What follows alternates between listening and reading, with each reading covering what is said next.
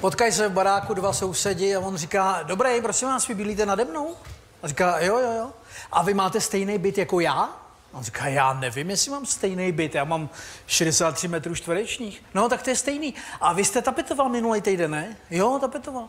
Hele, a kolik je potřeba rolí těch tapet? 8. Aha, tak jo, díky, naschlé.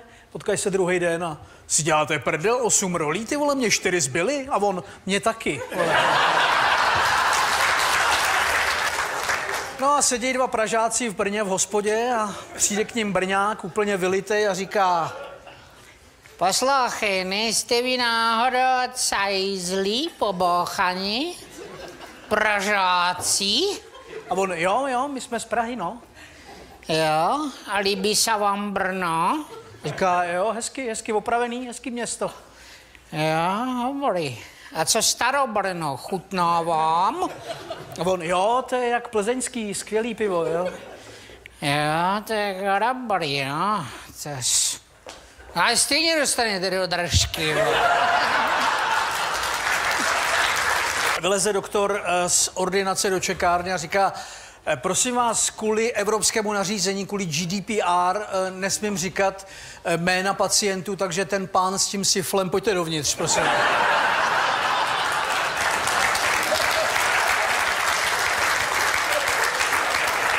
To znají hlavně v Ostravě, tohle, ale ptá se chlapeček maminky a říká, mami, a ty jsi vždycky chtěla chlapečka, anebo si radši chtěla holčičku? A máma, no upřímně, já jsem si chtěla jenom umýt vanu.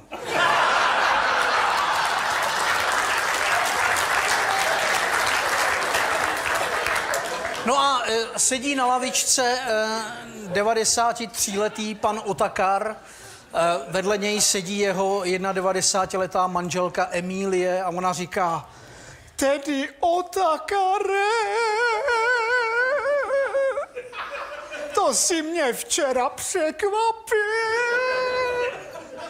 jak si ke mně večer lehnul a 7krát za sebou ani si neodpočíval. A on, kurva, já se kvůli té skleróze ujebu k smrti. Dva kamarádi se baví a on říká, hele, ještě žijete nový rok, protože já navrhnu v práci, aby jsme přestali testovat ty naše výrobky na zvířatech, jako. A on říká, proč, to je jedno, vole, to dělá celý svět, vole, to dělá celá země koule. No jo, vole, ale ve farmacii my děláme kladiva, vole. Aby nezůstali pozadu bačovský fóry, tak policajt hlídá úplně takovou prázdnou silnici někde u Liptovského Mikuláše a nikdo nejezdí, jak se tam nudí a najednou slyší vrčet motor, tak koukne do dálky a teď vidí 120 Škodovka, jak kličkuje po té silnici a spadne do škarpy, vycouvá na silnici, rozjede se, jeb do stromu, zase zacouvá. Tak vyndá tu plácačku, zastaví, teď kouká, za volantem bača ožralej, na zadním sedadle ovce svázaná. On říká, pán vodič, vystupte si z vozu. A ten bača, víš, já jsem najebaný jako kokot, pojď do auta.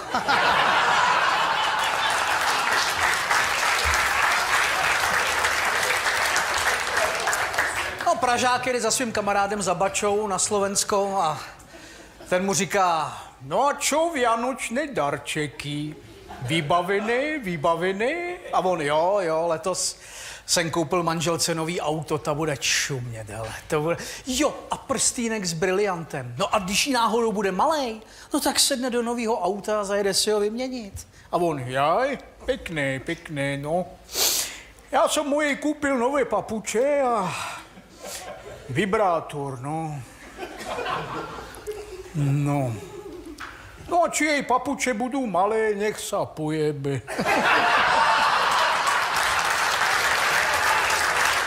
No a bača si opravuje ohrádku s těma ovcema a teď jde okolo farář do kostela a dobrý deň. A on, jaj, dobrý deň, kolega. A on, čo? Kolega? Aký já jsem váš kolega? Já jsem kňaz, já jsem farár, vy jste bača. A on, no a čo? Obaja jebeme svoje ovečky.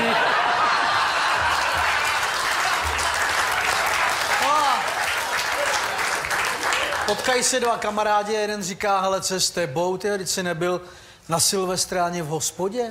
Ne, ty jsi tam nebyl už asi měsíc, nebo? A on, víš co, já podnikám, jo, a teď ta doba je taková... Skáču kolem té firmy 20 hodin denně, já nemám čas ani chrápat, na to šít do hospody pak ještě. A co děláš? Bordel jsem si otevřel. A dobrý? Jo, barák furt plnej. Zaplať pánbu, ale furt je nějaký schánění, lítání, běhání. A jaký tam máš ceny? Oral 1000, anal 1500.